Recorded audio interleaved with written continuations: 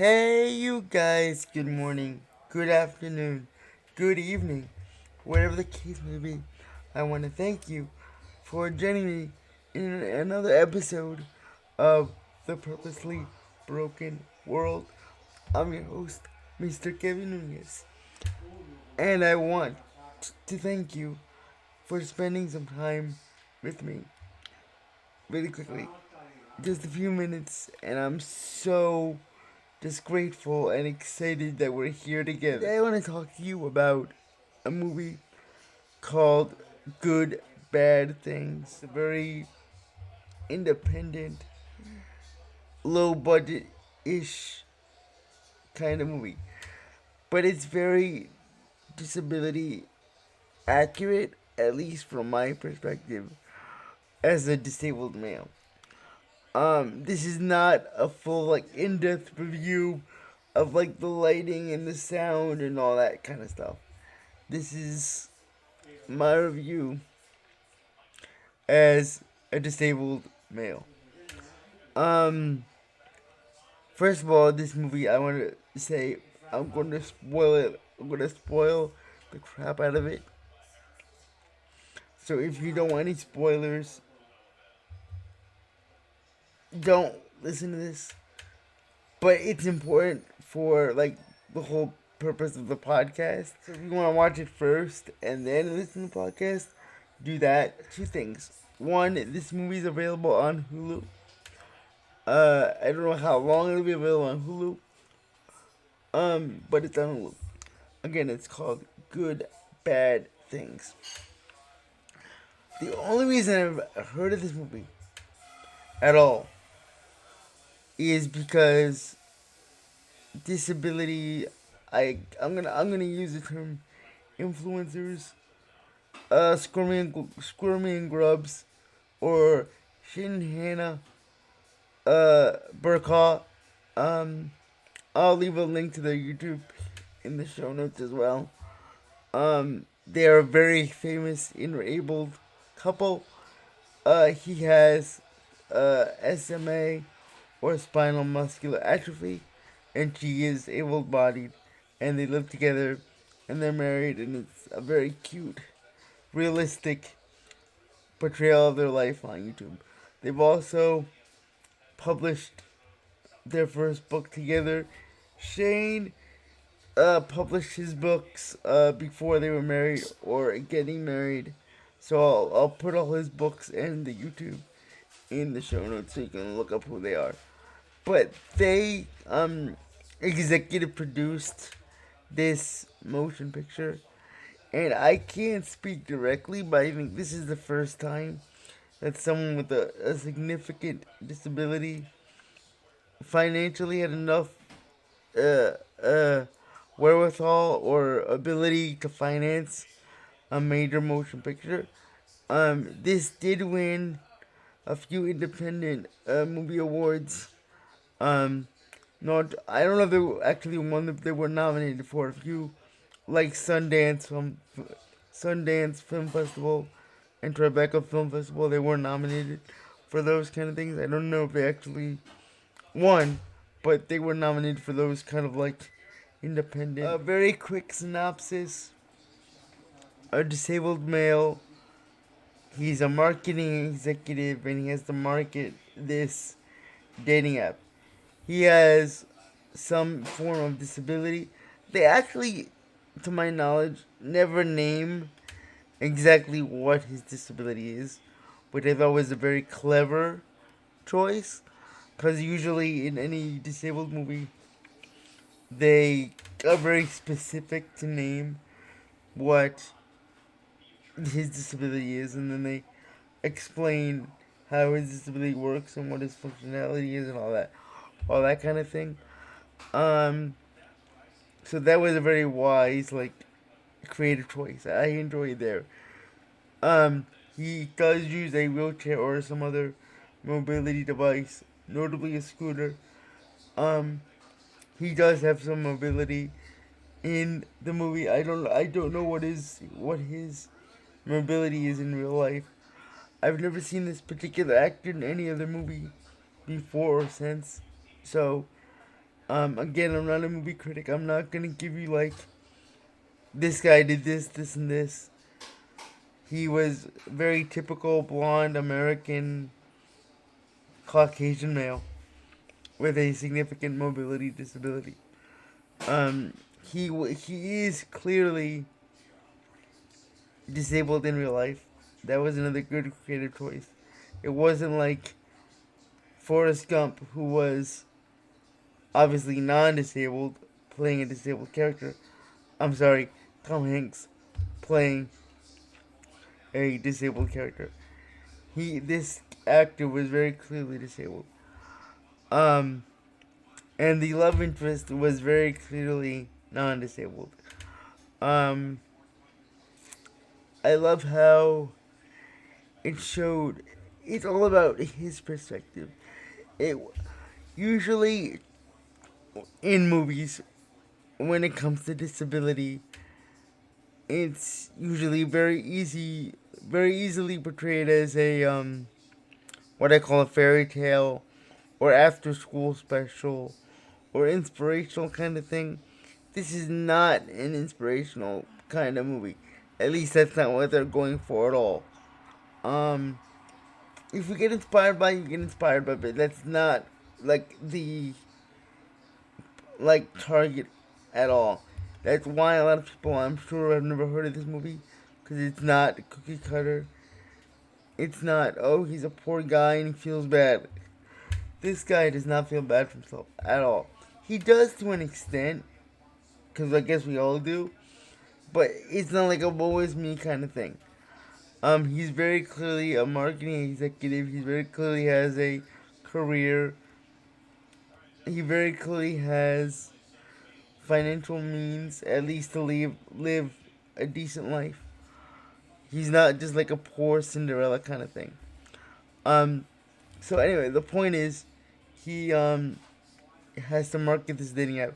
So he gets on this dating app to like, kind of test it out, not thinking anything of it.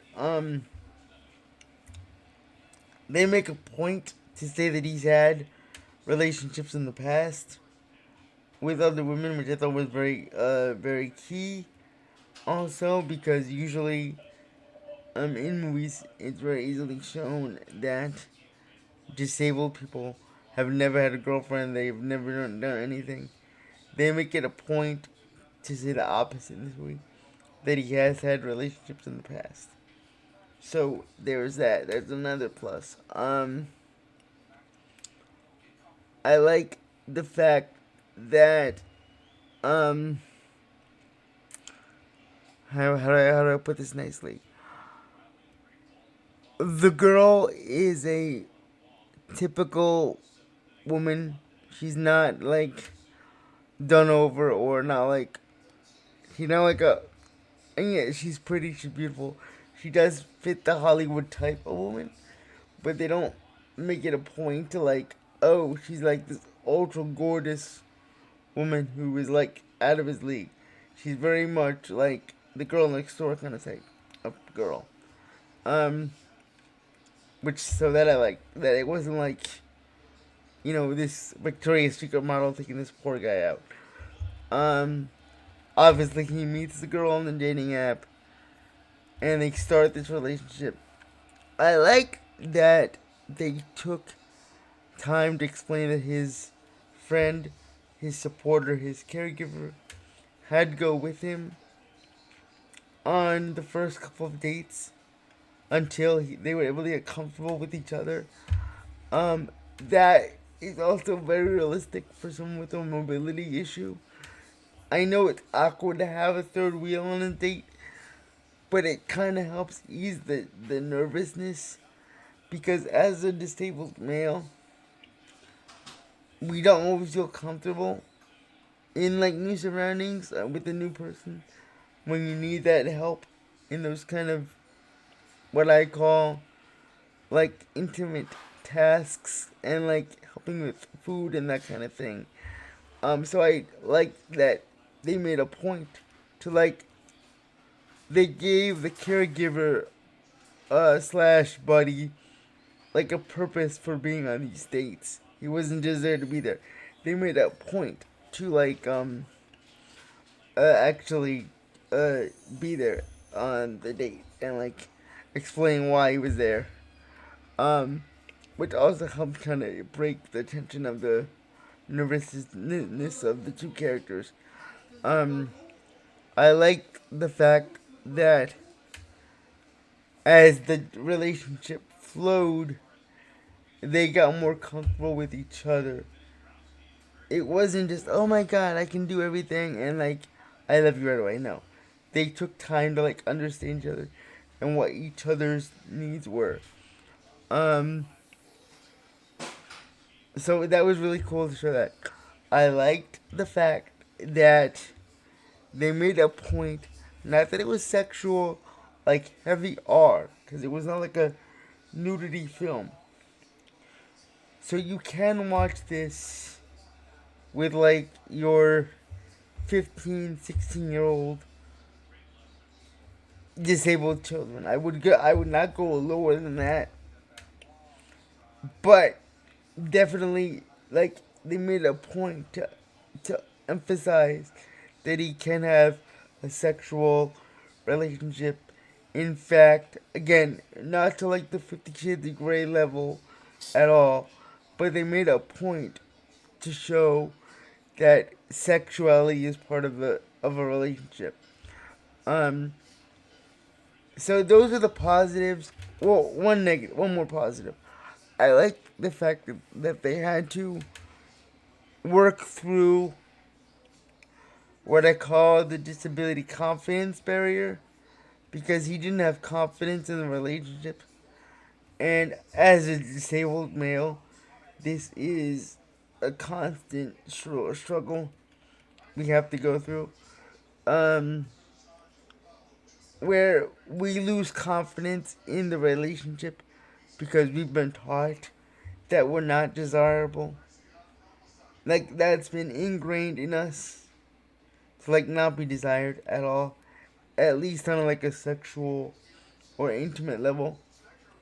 Um, I've never seen a love scene with a disabled character in this kind of way, where again they get time to get to know each other's bodies, and they go through that hurdle of he loses confidence in the relationship because he can't do X or Y thing the way like regular guys do it, but he does still do it. So there's that aspect of it. So that's another positive. Again, I'm trying to give you spoilers without giving you spoilers. Um, but now the negatives. There's quite a heavy scene here with drug use, and they use that as a crutch to like ease the tension into like, I guess, the more serious nature of disability, which is fine. It's a movie choice, and I'm not saying yes, people with disabilities do use drugs, particularly mushrooms in this particular case, and to each their own. I'm not judging by any means, but they made a point that in order to do or to like to relax the tension, they had to do these particular drugs. And there are a lot of people out there who don't do drugs, so it was like kind of creepy how, yes, this romantic scene led to all this, which is wonderful, but it was all like portrayed based on like shrooms and other drugs, and they used the drugs as the reason to like why they got to know each other. Yes, she liked him before that, as him as a person, but again, the whole scene was based off of let's do drugs kind of thing. So that was a negative, I thought. My other negative is simply that people are not going to see this movie because it is R. Again, it's not typical nudity. He's not like, you know, like full frontal or running by any means like that. But the fact that you won't see this on Disney Plus because it's not inspirational. It's not a fairy tale. So no one's gonna see this movie. It's very low budget. You can actually tell if you study film where the where the where the cuts are and where the edits are. And I know this because I have studied film. So the low budgetness does go through. It does like come through. That also like makes it good, but at the same time makes it bad because it's so low budget. Um, but it's okay. Overall, I would say go watch this movie. Shane and Hannah, great job with this movie. I recommend this movie if you haven't already noticed. Sorry if there's a background in this video. There's a Mets game on in the background, and go Mets. It's a baseball household, so there's always a ball game on in the background. Sorry if I mumbled. I was trying to like follow through my notes on this one. Love you guys. Thank you guys so much for another episode. Like, support, and subscribe. Maybe I said something. Maybe I said nothing at all. Either way, thank you so much. Have a great day. Bye.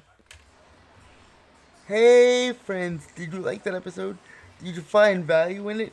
I hope you did. If you did, then do me a favor. Support the value for value method. This is very simple. It's just me and Jesus putting this thing together. So if you liked it, click like. If you want to share it, click share. If you want to follow me on Instagram, follow me on Instagram. Want to follow me on Facebook? Follow me on Facebook. All my social medias are down in the description below. If you want to subscribe, I have a paid newsletter that comes out every other Monday. If you want to donate directly, there's Cashapp and PayPal. I also publish 2 books called Living Beyond Disability.